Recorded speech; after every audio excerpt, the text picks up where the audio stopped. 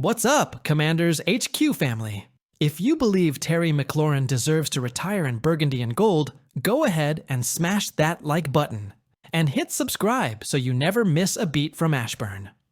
Because today, we've got two major stories that go straight to the heart of this franchise. 1. Washington's best receiver is in a contract standoff, and fans are starting to worry. And 2. Dan Quinn just pulled a bold move on the O-line that could change the entire offense heading into 2025. Let's break it all down. The words are powerful, and they come straight from inside the building. We want Terry McLaurin to be a Commander for life. That's what ESPN's Jeremy Fowler reported this week after speaking with team sources. But if that's the goal, actions need to follow the words. Because right now, McLaurin isn't at minicamp, and he's sending a clear message. Terry McLaurin's decision to skip mandatory minicamp wasn't just symbolic, it's expensive. Day 1, a $17,462 fine. Day 2, $34,125 fine day. 3, $50,381 fine. That's over $100K lost in 72 hours. But to McLaurin, it's not about the money, it's about respect. He's heading into the final year of his deal, set to make $15.5 million in base salary, less than half of what top receivers like Justin Jefferson or A.J. Brown are earning. And after putting up career-high numbers in 2024, 13 touchdowns, 1,096 yards, and his fifth straight 1,000-yard season, Terry wants a contract that reflects his value. Terry McLaurin isn't just the WR1 on paper. He's the emotional leader of this offense. He's played through quarterback chaos, head coaching turnover, and offensive coordinator shakeups. Through it all, he's kept his head down, worked like a pro, and led by example. Ask anyone in that locker room, veterans, rookies, coaches, and they'll tell you, Terry is the tone setter. When a guy like that speaks up by not showing up, you have to listen. Even head coach Dan Quinn admitted it. Sometimes football and business intersect. Terry's a fantastic teammate, and he's already spent a lot of time with us this offseason.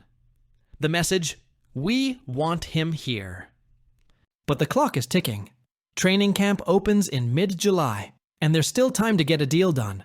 Fowler says both sides are working on it. But the holdup is obvious. This wide receiver market is exploding.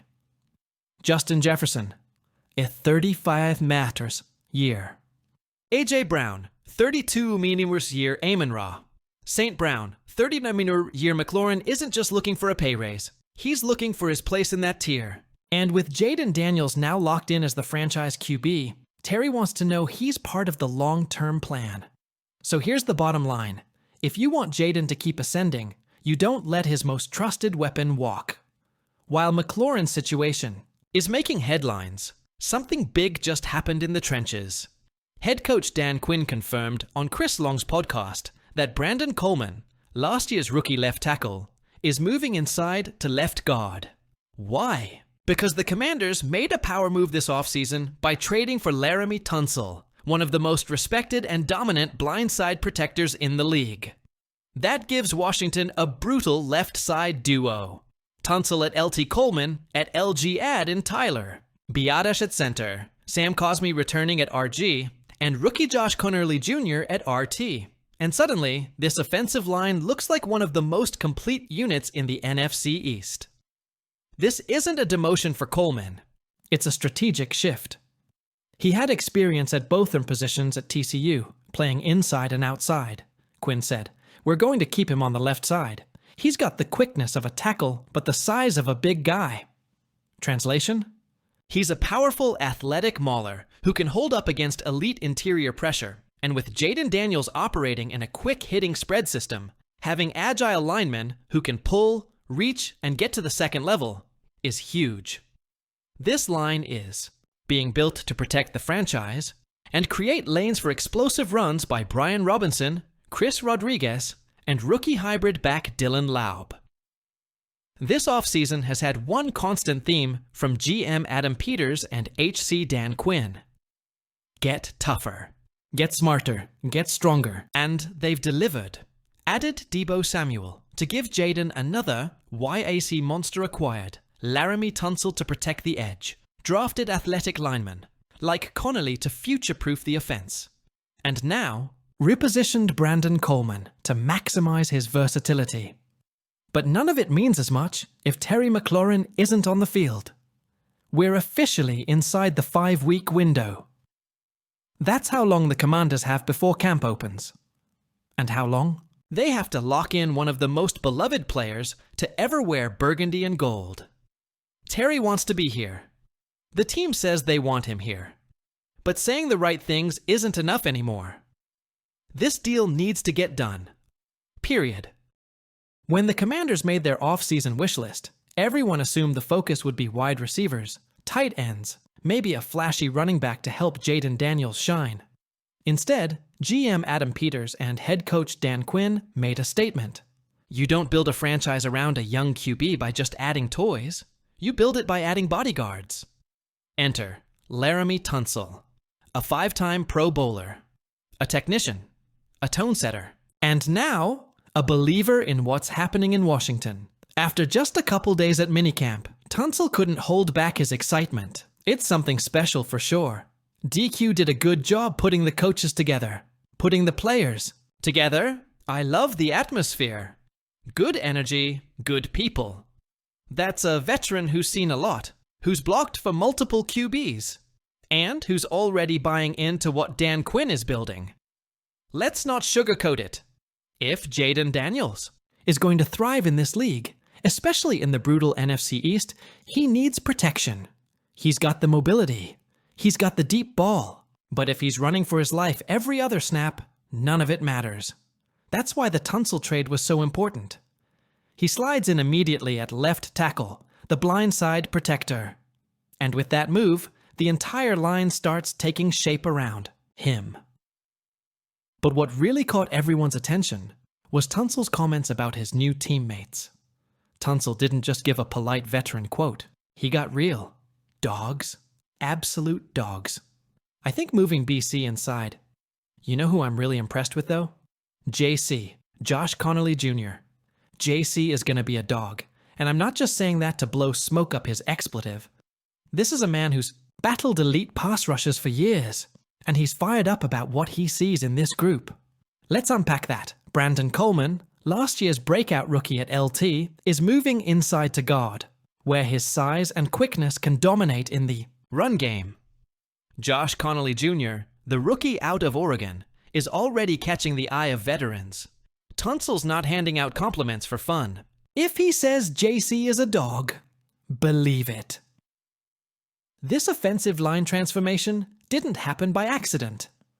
Dan Quinn has a blue-collar philosophy. Win in the trenches, out-tough your opponent, and control the line of scrimmage. And under his guidance, the Commanders' offensive front is shaping up like this. LT, Laram Tonsel. The veteran anchor LG, Brandon Coleman. Powerful, athletic, and versatile C, Tyler Biadasz.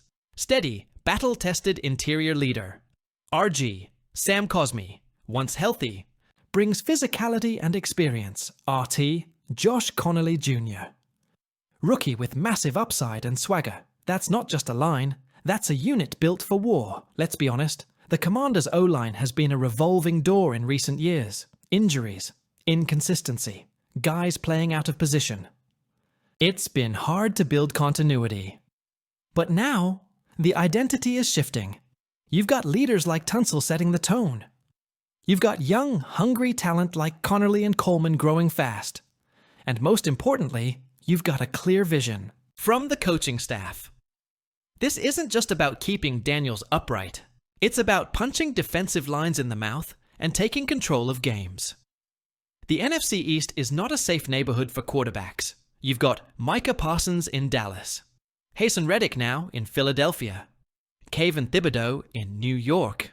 That's 3 teams that live in the backfield. If you don't have a trench crew that can hang, you don't stand a chance. Jaden Daniels showed last season that he can hang with the big boys. But if Washington wants to go from contender to champion, it starts with winning the line of scrimmage. Laram Tonsel wasn't brought in to be a mentor. He was brought in to be a bulldozer. What really stands out in Tonsel's interview isn't just what he said. It's how he said it. He's been with the Dolphins. He's been with the Texans. He's played under multiple head coaches. And yet, after just 2 days in Ashburn, he says, "I love the atmosphere. Good energy. Good people." That's a veteran sensing a real culture shift. And you know who gets the credit? Dan Quinn.